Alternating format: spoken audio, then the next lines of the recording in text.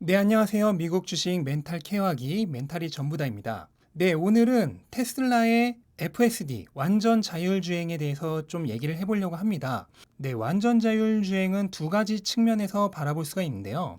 첫 번째는 완전 자율주행 시스템상의 퍼포먼스적인 능력, 그리고 두 번째는 그것으로 인해 테슬라가 얻게 되는 수익, 즉 주가적인 측면에서 바라볼 수 있습니다. FSD를 수익과 연결시키는 주가 측면에서 바라보는 영상은 제가 기획 중이긴 한데 오늘 말씀드리진 않을 거고요. 오늘은 순전히 FSD의 퍼포먼스적인 부분을 가지고 좀 얘기를 해보려고 합니다. 현재 FSD의 개량형 버전인 FSD 리라이트의 베타 버전이 소수의 사람들에게 클로즈 베타 서비스로 제공이 되고 있습니다. 그래서 점점점 범위를 넓혀서 오픈 베타로 진행을 한다고 하는데 우선 현재는 클로즈 베타가 진행 중이고 약 5일에서 10일마다 새로운 버전으로 업데이트가 되고 있습니다. 즉 사람들이 FSD를 사용해서 수집한 정보를 테슬라의 슈퍼컴퓨터가 딥러닝을 해서 더 개량된 버전으로 업그레이드해서 다시 사람들에게 배포를 하는 방식이죠.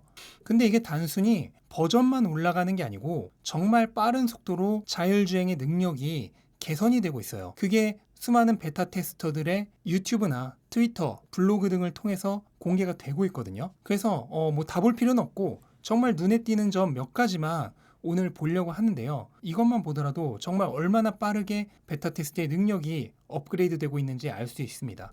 이게 FSD 리라이트 베타의 두 번째 버전이었습니다. 그러니까 지금부터 한 2, 3주 전 정도의 버전이죠. 네, 여기를 보시면 가다가 스피드 범프라 그러죠. 방지턱이 나옵니다. 이 방지턱을 어떻게 넘는지 보세요. 한 번만 더 볼까요? on this run. Ooh, it's braking. 네, 넘기 직전에 브레이크를 아주 살짝 밟긴 밟았는데요. 거의 속도를 줄이지 않고 그냥 통과를 해버리죠. 그래서 안에 타고 있는 사람들도 깜짝 놀라는 소리를 내죠. 이게 초기 버전의 상태였습니다. 그러면 가장 최근 버전은 어떤지 한번 보실까요? 네, 가장 최근 버전의 주행 모습입니다. 지금 방지턱이 나오죠? 속도를 줄여서 완벽하게 넘어가는 모습을 볼 수 있습니다. 가다 보면 방지턱이 한 번 더 나오죠? 그럼 이번엔 어떨까요? 단순히 우연이었을까요?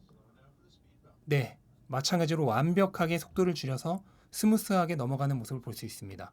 처음 FSD 베타의 자율주행은 스피드 범프에서 방지턱에서 속도를 거의 줄이지 않았어요. 그러니까 사람들이 당연히 인공적으로 개입을 해서 브레이크를 밟았겠죠.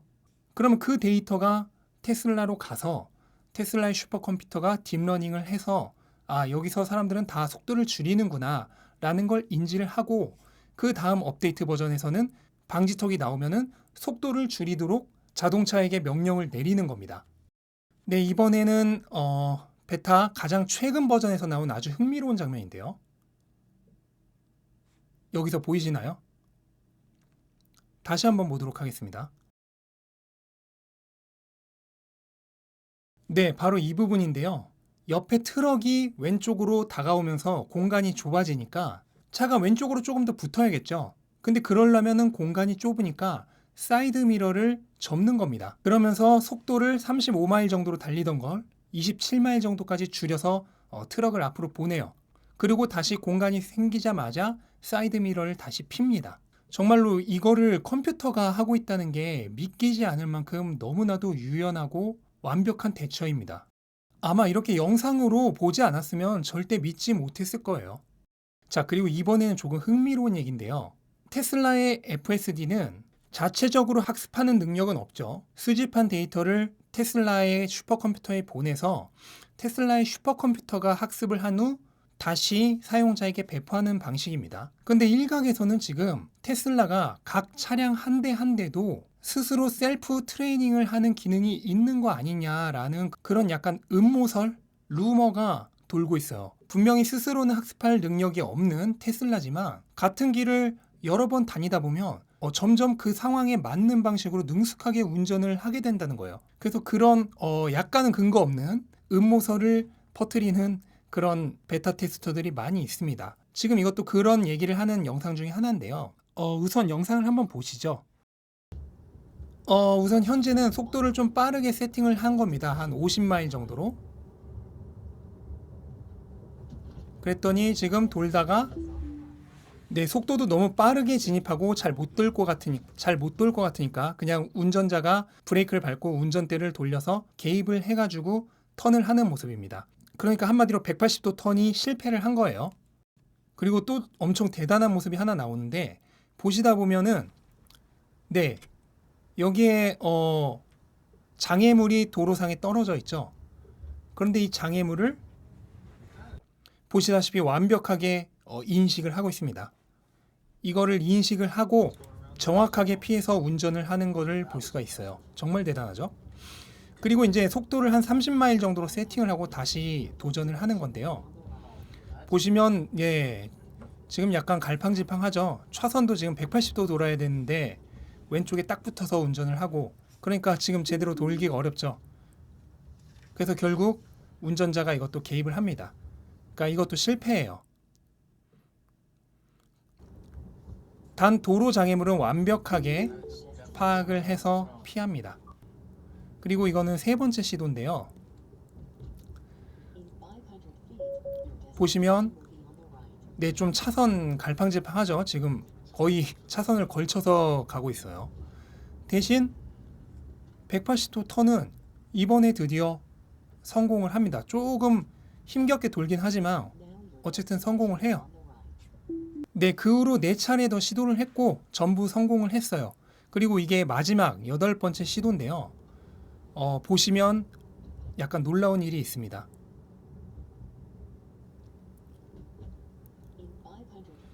우선은 차선을 아까처럼 어영부영하지 않고 제대로 찾아서 들어가죠. 그리고 여기서 턴할 때를 잘 보셔야 돼요. 아까 처음에 턴할 때보다 훨씬 스무스하게 턴하는 것 같지 않나요? 아닌 것 같다고요? 그럼 처음 걸 다시 한번 볼까요? 이게 처음 건데요. 우선 뭐 차선부터 어리버리하죠. 그리고 턴할 때를 잘 보세요.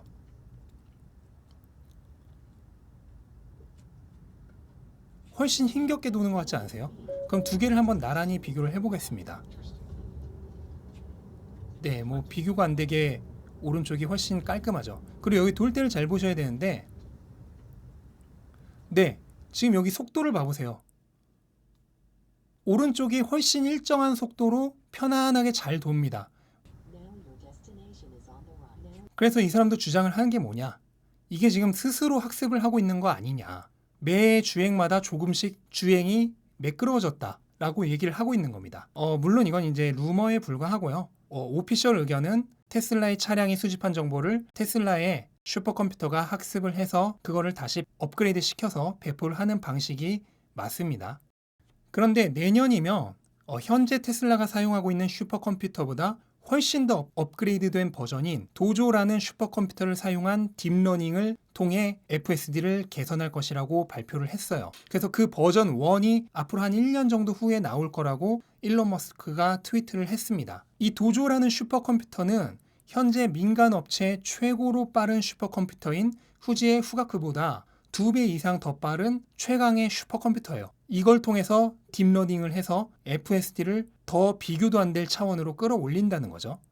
그래서 이 장면이 도조를 사용해서 주행하고 있는 모습인데요. 무엇이 가장 다르냐면 인간의 개입이 없는 딥러닝이라는 거예요.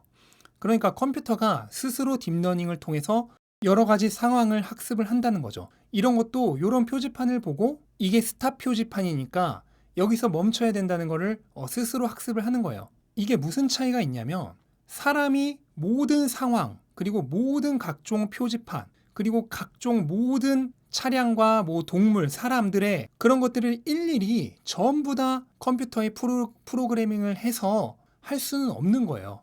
그렇게 되면 나라마다 교통법규가 다 다르고 교통 표지판이 다 다르고 신호 체계가 다 다르고 돌아다니는 차도 다 다른데 그리고 수많은 돌발 상황이 발생을 하는데 그거를 어떻게 사람이 하나하나 다 프로그래밍을 해서 넣겠어요? 불가능하다는 거죠.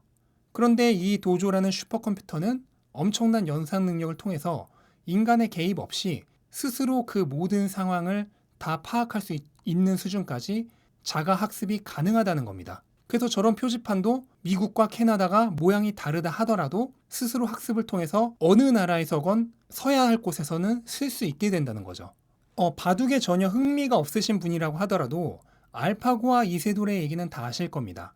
2016년 3월에 인간을 절대 이길 수 없다고 했던 컴퓨터가 처음으로 바둑에서 인간을 이기죠. 이때 등장했던 알파고의 버전이 알파고 리라고 하는 버전인데, 얘는 인간의 기보, 그러니까 인간이 두었던 바둑을 기본적인 데이터로 활용을 해서 딥러닝을 통해 완성시킨 버전입니다. 그러니까 그 기본 베이스에는 인간이 뒀던 바둑이 기본으로 깔려 있어요. 그런데 그거를 훨씬 뛰어넘는 압도적으로 강한 버전의 알파고가 나왔는데, 그게 바로 알파고 제로입니다. 얘의 다른 점은 뭐냐면 인간의 개입이 전혀 없어요. 그냥 컴퓨터가 지 혼자 이 방법 저 방법 말도 안 되는 방법 다 써가면서 스스로 학습을 한 거예요. 그러니까 무에서 유를 만든 거예요. 그래서 버전 이름이 알파고 제로입니다. 당연히 초반에는 인간의 기본적인 자료가 있는 버전보다 훨씬 더 먼 길을 돌아갔겠지만, 결국 인간이 넣어준 정보를 가지고 학습하는 데는 한계가 있다는 거예요. 스스로 완벽하게 셀프 학습을 했을 때만이 인공지능은 훨씬 더 강해질 수 있다는 겁니다.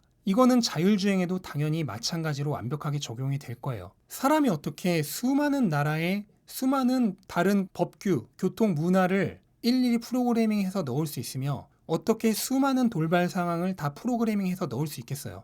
불가능하죠. 그러니까 컴퓨터가 스스로 그거를 할 수 있도록 학습을 했을 때만이 진정한 완전 자율주행이 가능해진다는 말입니다.